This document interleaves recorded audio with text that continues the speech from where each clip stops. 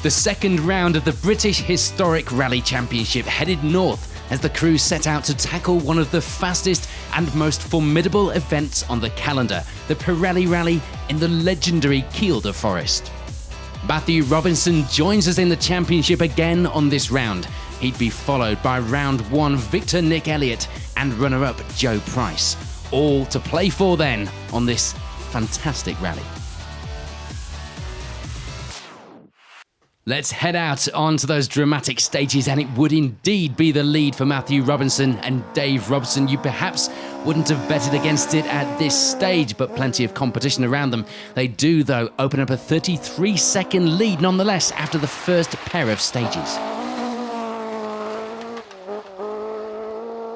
And their lead would be over round one runner-up Joe Price, Chris Brooks alongside. The pair once again sitting in that second place in a chasing position, but they'd certainly be happy to finish there if they could take it at this stage of the rally. Turning the wrong direction on this junction wasn't going to help the times or that brief, but they style it out well, as you might expect from Price.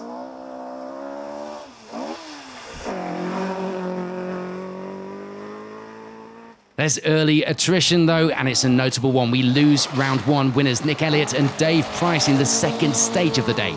The pair would crash out of the rally after they get the car into a ditch. Unlucky for them, they'd hit something pretty solid as well. Unfortunately, as well as damage to the car, Nick would also suffer a broken wrist, which would inevitably put them out of action for some time. Sad news for the historic rally community and indeed this championship. We wish Nick a speedy recovery. Nearly. I broke my wrist as well. Oh, well, okay, well, that's out then, isn't it? You want to fire the engine off? It would, though, be a good start to the day for Adrian Hetherington and Ronan O'Neill. They start the day well, reaching the midpoint of the rally with third place. They were one of many, though, who would get a nominal time after Nick Elliott's accident in the stage.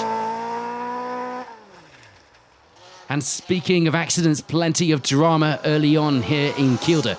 We'd sadly lose Alan Walker and Will Rogers from the fight. They looked to be going strong as well through the first half of the stages, but in the final miles of the rally, it would all go wrong for the pair. The back of the car just getting away from them, and unfortunately, the car would dig in and roll over. A disappointing end for the pair, especially after doing the same here last year, would you believe? For Ben Friend and Cliff Simmons, it would be fourth.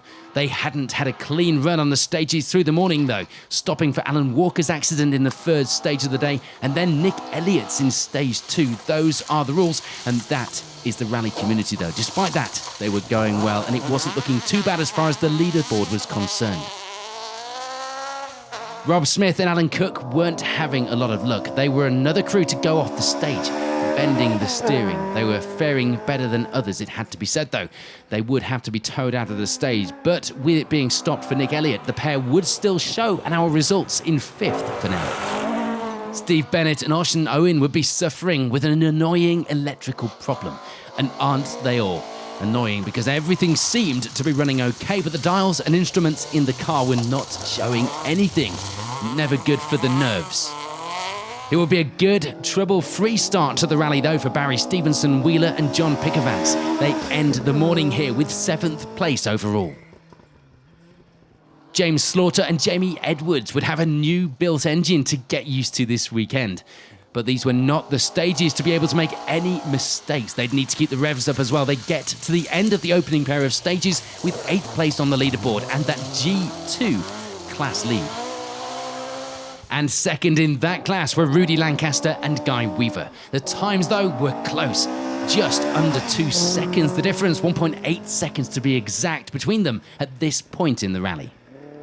And rounding out the top 10 in the category were Josh Brown and Jane Edgington. They have a good run in the class as well to lead the way in the D3 class by 15 seconds at this stage. Meanwhile, in second place in the class, it was David Lloyd-Roberts and Di Jones, the pair more used to the stages in Wales. So they were going well with that all considered so far this weekend, seemingly having fun and, importantly, keeping that concentration up. For Tim Metcalf and Karen Tomlinson, it will be third in the G2 class. A little way off the leaders in the class, but still going strong. Some good pace and still in the fight at this stage. And it will be third place in the D3 class for Paul Holmes and Elizabeth Beasley, themselves down in 19th position in the category by the midway point. Just the one crew in D2 means, in theory, Malcolm and Ron Mounsey would have an easy ride for that class victory. But of course, these stages and this championship don't always allow for an easy ride. So here's a rundown then of the leaderboard in Category 3 at the midway point in this second round of the British Historic Rally Championship. Lots of drama so far in this leaderboard. On to the second half of the rally then, and a look at the results. And what did we say about this rally and this championship not usually giving anybody an easy ride? Malcolm and Ron Mounsey might have been the only ones in the class, but they go off into a ditch on stage 4, lost from the leaderboard.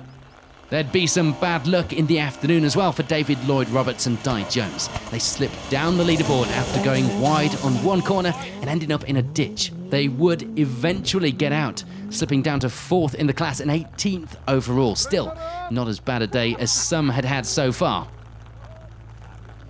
For Paul Holmes and Elizabeth Beasley, it would be 3rd in D3, ending the rally with 17th overall. Just above Holmes and Beasley on the results were Mike Reed and Dave Shepherd, 16th overall, 2nd in D3 for the pair. No change though for Tim Metcalf and Karen Tomlinson. They end the rally 3rd in G2, 14th on our leaderboard. As we move through that leaderboard, we get some changes in the class positions. James Slaughter and Jamie Edwards reaching the end of the rally with 2nd in that class. They lose the lead though in the afternoon stages, still on the pace, but the pace is hot here in Kielder.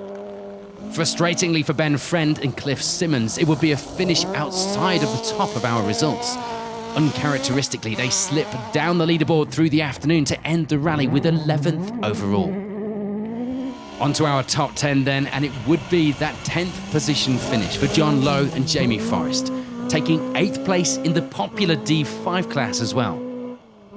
Paul Street and Ian Jones moved the right way up the results through the afternoon, ending the rally with a strong 7th place in that class, as well as 9th on our overall leaderboard. And it would be a strong end to the rally for Josh Brown and Jane Edgington. They take the D3 class victory this weekend, as well as 8th place overall. Lee Ashbury and Terry Mallin make it into the top of our results. It would be 7th overall. They take 6th place in class as well by the finish in that escort. Once again, it would be the G2 class victory for Rudy Lancaster and Guy Weaver. It did look in doubt over the morning stages, of course, but they picked themselves back up. And they picked the pace back up as well over the afternoon to take the class victory and 6th overall in the category. 100, push to right in, 300. It would be a great rally as well for Barry Stevenson Wheeler and John Pickavance. They climb the results, ending the day with 5th place overall and in the class.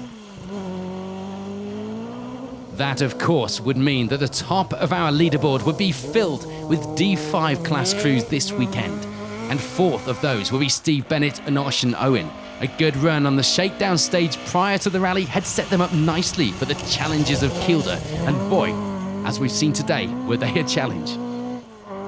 A dramatic and attrition-filled rally then, here in the north of England, and onto the podium places there wouldn't be much change. Everybody hanging in there. Adrian Hetherington and Ronan O'Neill, first of those, ending the rally with the final step on our podium.